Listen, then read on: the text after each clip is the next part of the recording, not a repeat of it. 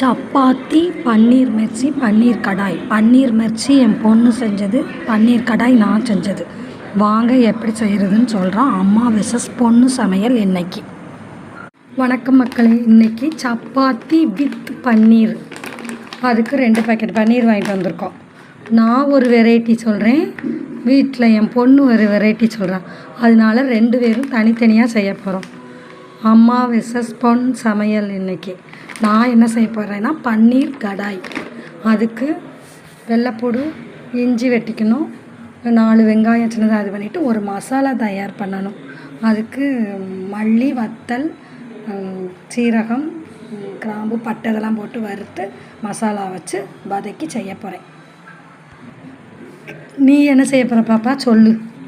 பன்னீரை பிச்சு போட்டு தயிர், பெப்பரு, கொஞ்சோண்டு சீரகத்தூள், உப்பு போட்டு மேரினேட் பண்ணி அப்படியே கடாயில் போட்டு எடுத்துவேன். பன்னீர் மிர்ச்சி. பன்னீர் மிர்ச்சியா பன்னீர் கடாயா? வாங்க பார்ப்போம்.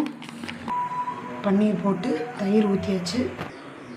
என்னோடய பன்னீர் கடாய்க்கு ஒரு மசாலா மல்லி, சின்ன சீரகம், பெருஞ்சீரகம், பட்டை, கிராம்பு, வத்தல் இதெல்லாம் போட்டு வறுத்து பொடி பண்ணி வச்சுக்கணும். பன்னீர் எடுத்தாச்சு. இதை கொஞ்சம் எண்ணெயில் பொரித்து எடுத்துக்கிடுவோம். லைட்டாக உப்பு, மிளகாய்த்தூள் போட்டு பிசைஞ்சு பொரித்து எடுத்துருவோம்.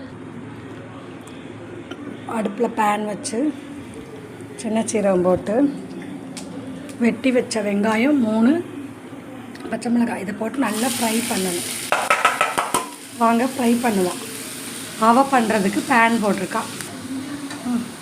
சின்ன சீரகம் போட்டுட்டு பச்சை மிளகாய் இதை போட்டுட்டு நம்ம மேரினேட் பண்ணதை போட்டோம்னா நம்மளோட பன்னீர் ரெடி. 2 பேர் டிஷ்ஷும் ரெடி ஆகிக்கிட்டுருக்கு. மேரினேட் பண்ணதை போட்டுடலாம். இது கழுவி இந்த தண்ணியவே உள்ளே ஊற்றிக்கலாம்.